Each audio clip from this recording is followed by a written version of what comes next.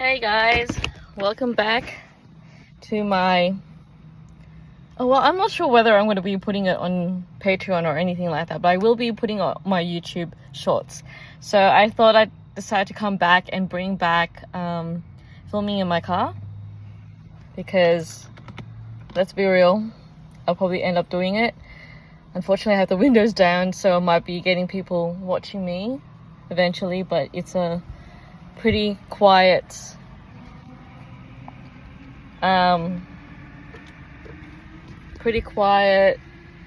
parking lot. Sorry, I keep moving my phone. Yeah, so I came on here to sort of like update you what was going on. As I mentioned on my post on YouTube, that I accidentally premiered my recap of EXO Kitty Season 1, Episode 5 for my fellow TV fanatics on YouTube. I accidentally premiered it for tomorrow at 12 p.m. instead of today at 12 p.m. Mind you, I was doing it after midnight on a Friday night, so I was like half asleep. But I put everything else on time, which I'm glad. But yeah, I keep looking around just because I don't want people catching me talking to myself or talking to my phone, because it kind of looks... I don't like filming in front of other people yet. I'm still not comfortable unless somebody wants to do like a whole collab with reaction videos. More than happy for anyone else to join, but unfortunately most of the people I want to join are not even in Sydney. They're in Australia but not in Sydney, or they're not even in Australia sometimes. They're like elsewhere, like overseas and everything. So yeah, anyways, I came here to actually tell you guys that I have finally decided to get in touch with my Filipino culture. Yes, I already am a little bit because of Beanie and G22, my two fave girl groups from the Philippines, so P-pop. As you can tell by my reaction videos, obviously, and it has been going on since September of last year. Still fairly new on that, but you know, it is what it is. I am completely obsessed with Beanie. I am like one of the biggest Aussie blooms right now. So far, one of the biggest. I said one of the biggest because I'm pretty sure there's quite a few of them. Fortunately, not all of them live in Sydney, and it sucks because I wanted to do a meetup with them, but a lot of them don't live here. So yeah. Anyways, I came on here to say that I have also decided to watch Filipino movies, especially only the ones on Netflix, just because Netflix seems to pick and choose Filipino films or Filipino shows or anything like that, that is more not high class, but more appropriate for a wider audience. The only reason why I came on here too, because as my Instagram post says that, you know, there's a lot of Asian acts that are Asian talent out there in the world, and everyone's like clearly obsessed with K-pop as usual. Don't get me wrong, I love K-pop too. Blackpink is my old girl group. Yeah, what else was I gonna say? Yeah, but we also have talent too, and we want to show the world. Finally, slowly but surely, Beanie is gonna make it worldwide. But at the moment, they're big in like the UK and US at the moment, but well, not big, but they are pretty big there than they are in Australia. I don't think Australia even knows them. That's a big problem. They know most famous Filipinos from Western countries like America, Canada, UK, and even Australia, but they barely know any of us straight out of the Philippines. That's who I'm talking about. Don't get me wrong, I have nothing against Filipinos who live in Western countries and in the entertainment industry. I just think it's more authentic coming straight out of our country. I mean, I get G22 Jazz is technically from Sydney, Australia, but she's and half Filipino, but you know, she's based in G22, which is a Filipino girl group that debuted there. So basically everything and anything is done there. So she'd still be counted as an authentic Filipino entertainer. But yeah, I want to get into that my Filipino culture, because my parents robbed me from that. When we moved to Australia 31 years ago, I was 5 years old. You do the math, you know exactly how old I am right now.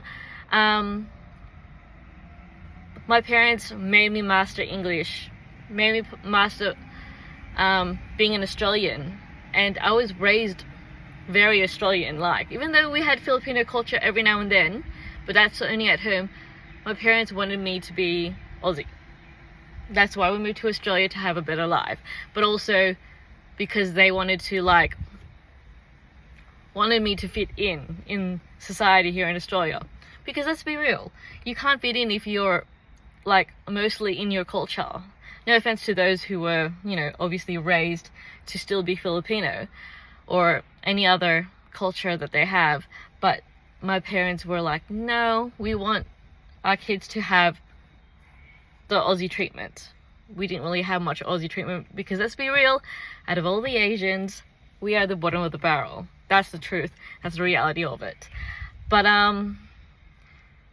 at the end of the day, we are slowly but surely making it into the entertainment world with SB19, Filipino P-pop group, that's all male, and the girl group, the nation's girl group, Beanie, are paving the way for real authentic Filipino culture to finally be in the entertainment, to finally make way for all the other entertainment, especially ABS-CBN. They put them in a market though, with non-Filipinos. I am forever proud of that. I want to see more of that. I want to see other people not only just reacting to like SB19, Beanie. I want to see them do G22 and all the other musical artists that we have straight out of the Philippines. I want to see them watch movies or TV shows that are authentically Filipino, not Filipino Americans or Canadians. So, or British. So yes, this is why I'm trying my best to try to get them. Sorry. There is someone walking by and I kind of don't want, yeah, I got a little bit of distractions from there. Anyways, yeah, I want to see more of our culture out there, not from Western countries, but actual Filipinos, straight from the Philippines, straight from wherever. I mean, obviously when I was younger, let's be real, I used to think it was cringe. Mind you, I even thought Korean culture was cringe. I didn't understand the K-pop stands. Majority of the people with the generations after me all got into. Like even in Australia, everyone's obsessed with K-pop. The amount of like K-pop groups or Asian pop groups outside of the Philippines that came to Australia to have their own world tour and have it not, I don't know if it was sold out or anything, but like they had a lot of fan base and those fans went to go see them in concerts or whatever, or watching them in cinemas, selected cinemas where they played Asian movies. I want to see that with Filipinos too. I want to see that here too. I want to hear people talking about us. I mean, we're also just as talented. So this is my way of trying to get into the Filipino culture by entertainment, which is something that I enjoy more than anything else. I know you guys are going to probably say that, oh, you should, you know, study Tagalog, learn how to speak Tagalog again. I think I can get that based on movies I watch, TV shows I watch, and music.